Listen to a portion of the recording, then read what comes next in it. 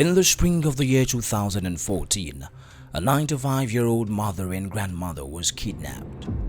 Her family was contacted by the kidnappers for ransom to be paid. They were distraught. For days, the cloud stayed with them with no certainty as to the release of their mother. 93 days later, she was released by the kidnappers, but the damage of the trauma had been done.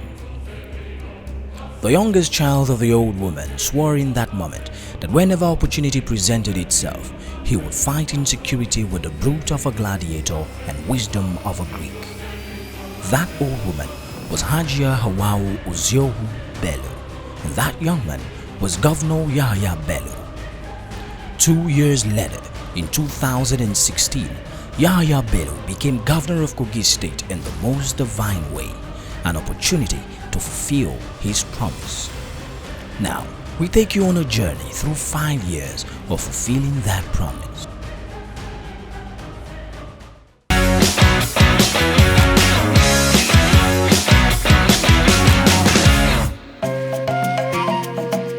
Kogi State borders 10 states, including the FCT, with a population of 3.5 million people.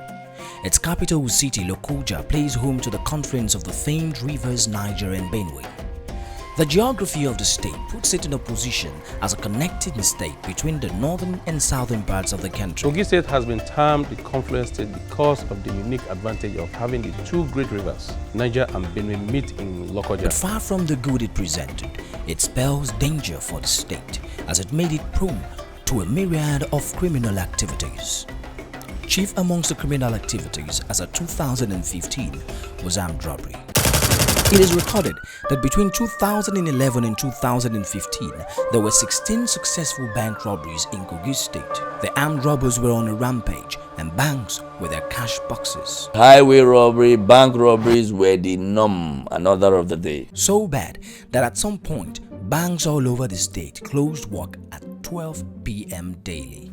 The banks were closing at work 12 o'clock because it would be a big risk for any bank to open beyond 1 o'clock.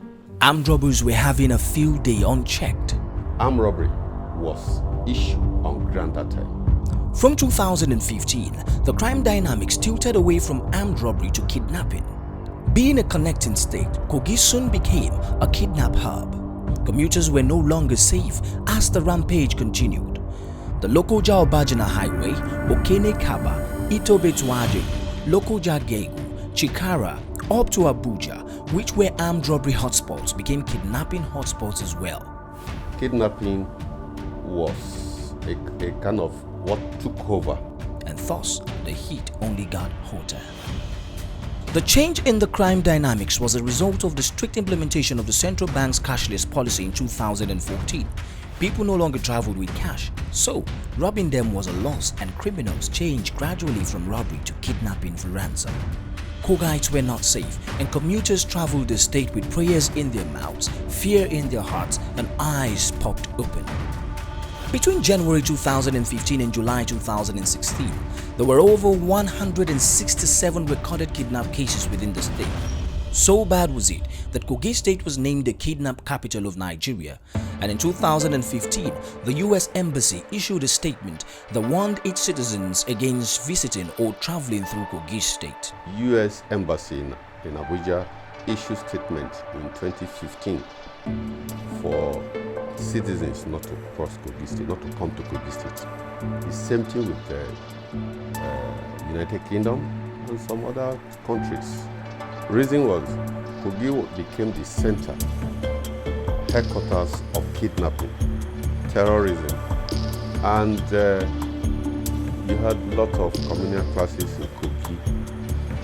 Another point of insecurity in the state was disunity amongst the various tribes. And being a state with 3 major tribes, Igala, Ebira, and Okun, and other minority tribes, Kogi State had a basket full of communal clashes spotted across the state. Also, with a record of electoral violence, thuggery, and cultism was on a high. The state was notorious for being a hatchness for Boko Haram insurgents with a lab for the production of IEDs. In fact, Okene was used as the primary base for the sect to draft their nefarious activities. There's a scenario in Kogi where a particular church, Deeper Life Church in Okene, was attacked and over 18 lives gone. In Kogi State, in Kogi Central, we have ISWAP, bomb making factory, because of the forestry terrain. This went on for years before Governor Yahaya Bello's administration's forthright leadership came in to rescue the state from the hands of the terrorists.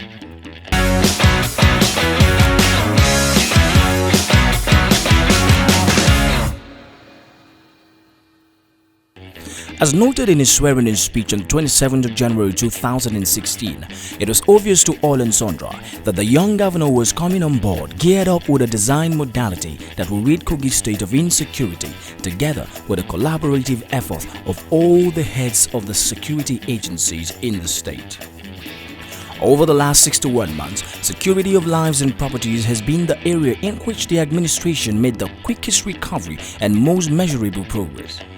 The trend of kidnap cases dropped drastically from July 2016 to a few isolated incidents of kidnapping recorded. But what did the governor do to achieve such results? The first point of action was to synergize the various security agencies in the state. The next was the creation of Operation Total Freedom, the OTF, in September 2016 with participants from the Nigerian Army, the Nigerian Navy, the Nigerian Police Force, DSS, and the Nigerian Security and Civil Defense Corps. The outfit started with 300 personnel deployed across the state, but currently has over 545 men deployed all over the state for 24-hour patrol. This is one area of the government's policy in 2016 that has brought relative peace to the state. Operation Total Freedom currently has 8 sectors all over the state. The relevant logistic supports to perform their duties effectively were provided by the government, including 150 vehicles and allowances for the troops. The governor further pushed for the Nigerian Navy in collaboration with the Defense Intelligence Agency, the DIA, to deploy Special Boat Servicemen (SBS) to the state, as well as the Inspector General of Police, who also deployed special forces to Kogi State. Now, understanding that all crimes are first local and should be dealt with in this regard, the governor saw to the recruitment of over 3,000 young Kogites into the state's vigilante service. They were trained rigorously at the state capital, and the government further distributed 260 motorcycles and provided 10 Hilux vehicles to ease their operations. Local hunters were also inducted into the service of apprehending criminals, as they are much more used to the bush and forest terrains. The New Direction administration, under the leadership of Governor Yahaya Bello, constructed a forward operating base in Okene local government area for the Nigerian Army. The facility consists of fabricated buildings for officers and men, items of furniture, cafeteria, prefabricated perimeter fencing, sentry towers, armory, solar system, water storage tank, landscaping, and other ancillaries. Sprouting incidents of clashes between Fulani herdsmen and host communities in the state was nipped right in the bud by the proactiveness of the governor through quick interventions and dialogue in most cases. Relevant stakeholders were engaged to ensure continued peaceful coexistence with the Fulanis. The subtle rise of the Boko Haram sect in the state, as mentioned earlier in the Central Senatorial District of the state, was swiftly cut out by the governor. This is the end of the road for criminals within Kogi State and those that are sponsoring them from outside and within Kogi State. If you give birth to a child, train that child. There was the building of terrorist cells around Kogi Central. This is Excellency working with the security agencies, nipped in the bud. The sect had established base as far back as 2011 in the state and was growing, serving as a bomb distribution act for the sect in other parts of the state. But within 14 months in office, Governor Yahaya Bello pulled his weight behind the security forces and ensured the total annihilation of the sect with no compromise. It was quick, it was smart, and it was a sweep. Understanding the key role of technology and innovation in tackling insecurity, the government launched the VGS Quick Emergency Reporting and Response System, a web-based dispatch software solution that is able to receive alerts and distress calls from individual users with VGS Mobile Reporter app on their cell phones and transmit to the command headquarters. The two centers located at Operation Total Freedom Headquarters and the Kogi State Command Headquarters are manned by trained personnel for quick response to distress calls. Several security vehicles for security agencies in the state were installed with responders to enable them respond to immediate distress calls. A total of 10,000 mobile app on phones were made available for people to swap and report incidents to the centers. The governor also put in place a policy for the demolition of criminal houses and properties acquired from proceeds of crimes, especially kidnapping.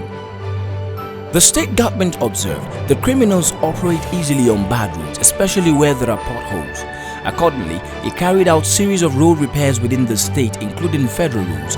Bushes along major roads were equally cleared, covering a distance of about 20 to 25 meters away to ensure that criminals do not hide and cause havoc on innocent motorists.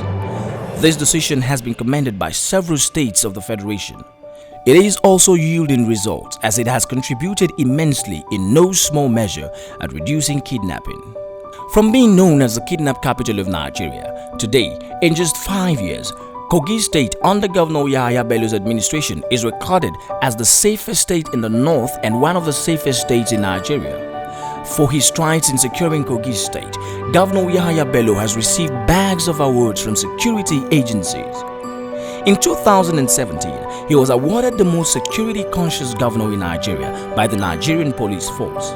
He also won the Man of the Year on Security Matters Award in the same year and the Nigerian Air Force Combat Sports Medal. In 2021, he received the Buffalo Battalion Award of Recognition. And also the Institute of Security and Strategic Studies vested Yahaya Bello as a Fellow of the Institute and awarded him Security Personality of the Year.